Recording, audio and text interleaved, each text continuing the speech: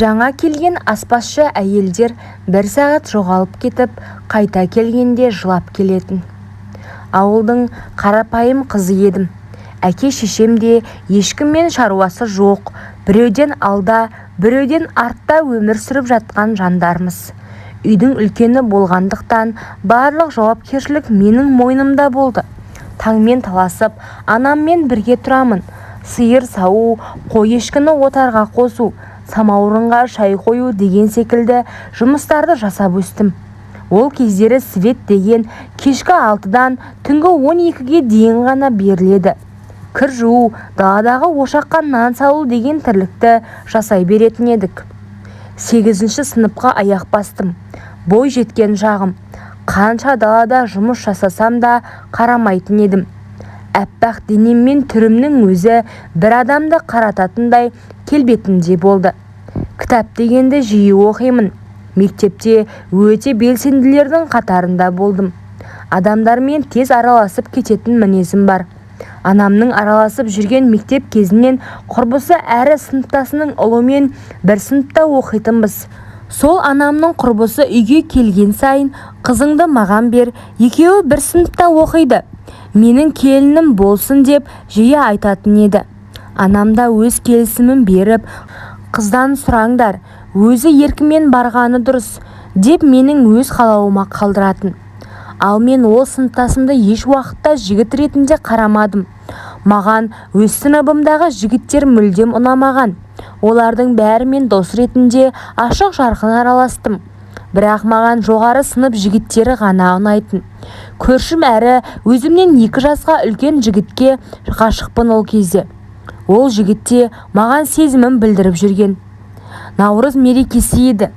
Әлгі анамның құрбысы күйеуі екеуі үйге келіп тұр. Қолдарында сырғасы бар. Сырға салуға келіпті. Мен бірден қарсы болдым. Десе де олар дастарханда отырып, өзара төс қағыстырып, құда-құдағай болып, өздерін солай атауды шығарды. Бұндай әңгіме айтылмас бұрын мен олардың ұлымен бір сыныпта отыратынмын. Оның аты Қанат, өте ұялшақ, сөзге жоқ, бірақ сүйкімді жігіт болды. Десе де мен ол кезде ол жігітті сыныптасым болған соң көзге ілмедім. Үйдегілер сені Қанатқа қосып, құда болдық деп қалжың еткені үшін ашуланып, Қанаттың қасынан отырмайтын болдым. Сөйтсем 1-ші сыныптан бері ол мені жақсы көреді екен. Апайға мамасы айтып қойған ғой, 2-ші сыныптан 8-ші сыныпқа деген бір партада отырдық. Қанатта үйінің тұңғышы. Әке-шешесінің сөзінен соң Қанаттың қасынан отырмай, қыздардың қасынан отырып жүрдім. Ол маған іштей ренжігендей мұңды көзімен қарап, жалғыз өзі партада отыратын. 9-ші сыныпты бітіргенде сыртқа оқуға кетті. Техникалық колледжге түсті. Біздің сыныпта жыбырлап қалған әрі қыздарға қырғидай тиетін бөлесі бар еді.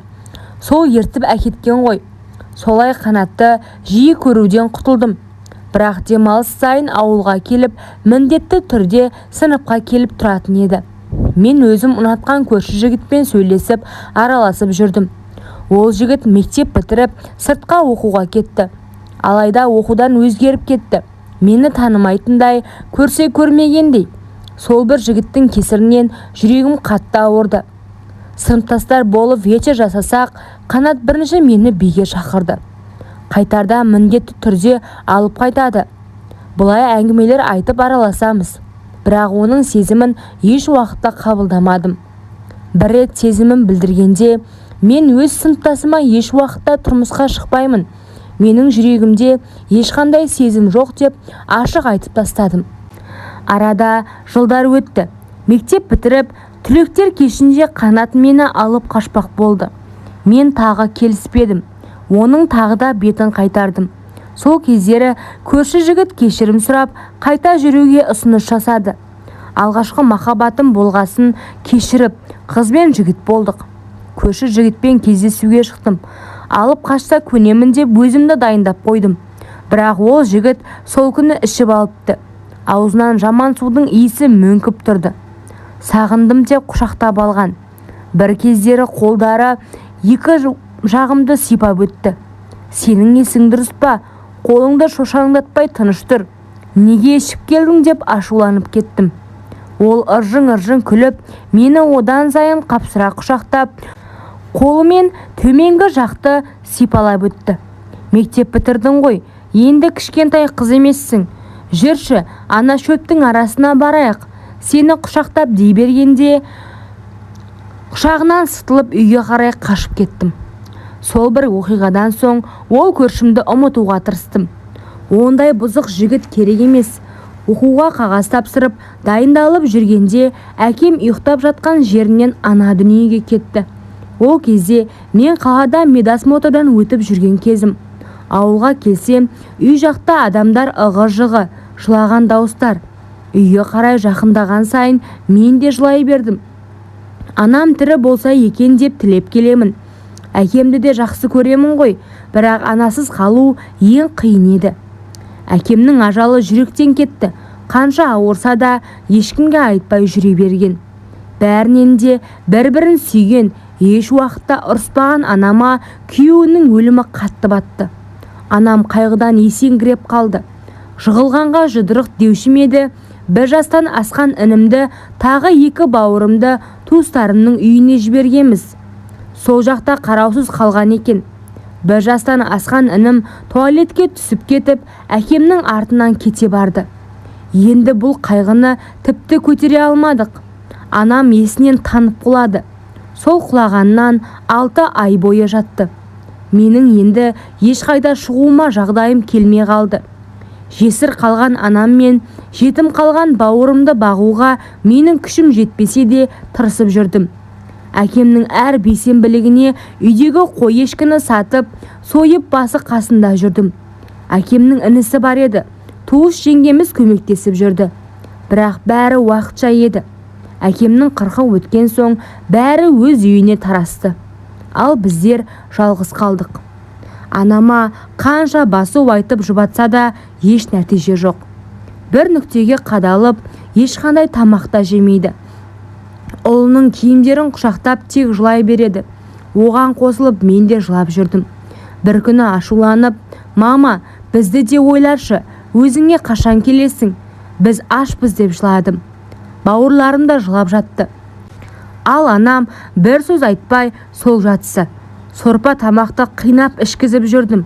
Анамның сүйегі қалды десем де болады. Анам орнынан тұрар деп інімнің барлық киімін жинап алып өртеп жібердім. Қатты қиналдым. Қайтейін енді? Анамды қайғыдан алып шыққым келді.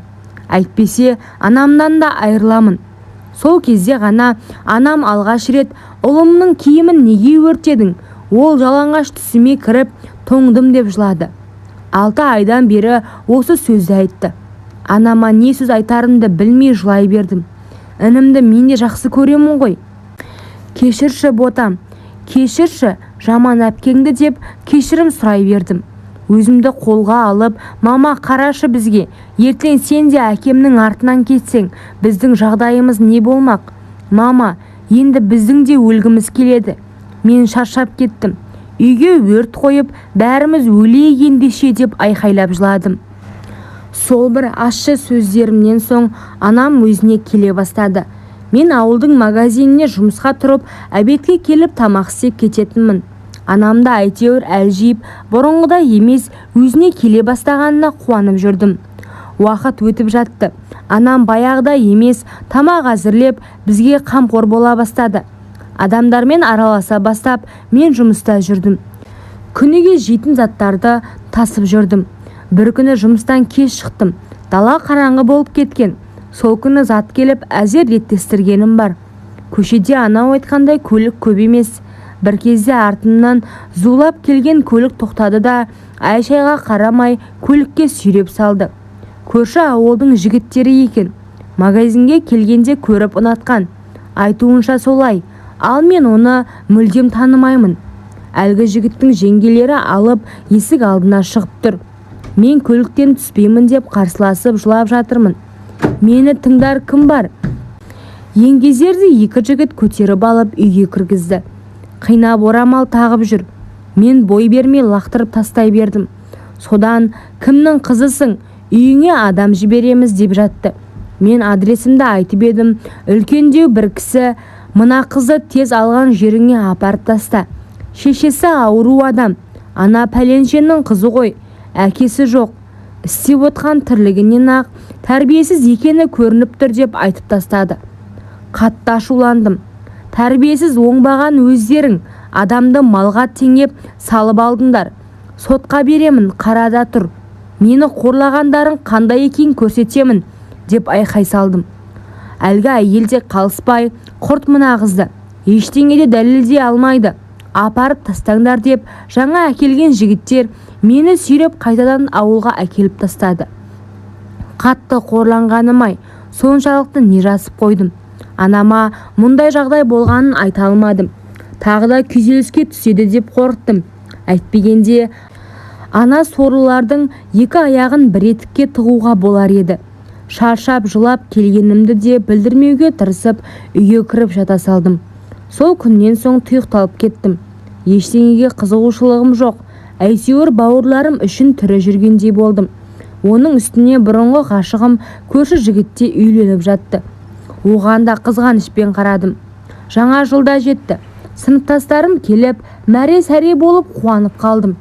Бірден вечер жасаймыз деп баяғы мені ұнатқан Қанаттың үйіне жиналатынын айтып жатты.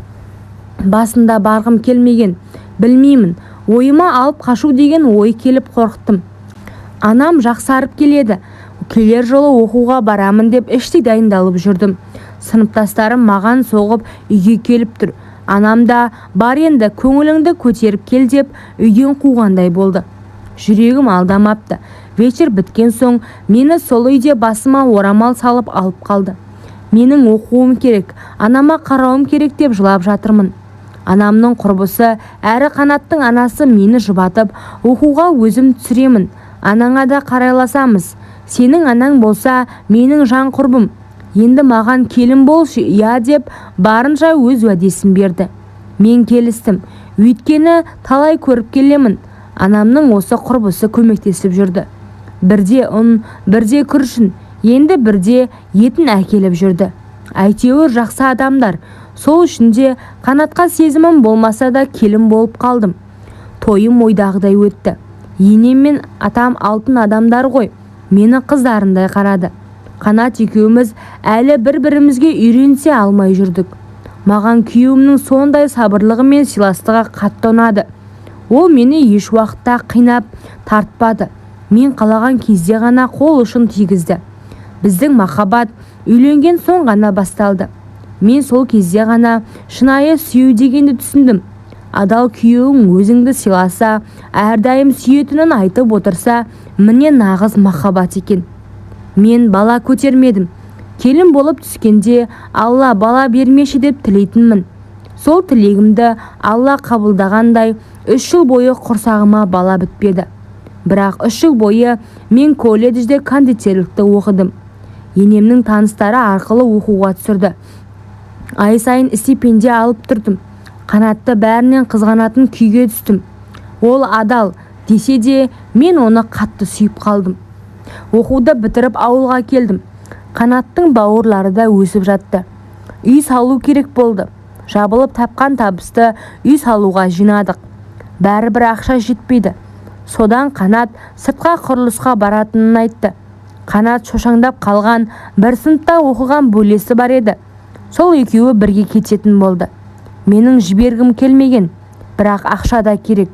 Ол кезде ауылдан нан пісіріп сатып отырдым. Азын аулақ ақша түседі. Қимай күйеуімді жұмысқа жібердім. 2 айдан соң әлгі бөлесінің анасы үйге келген.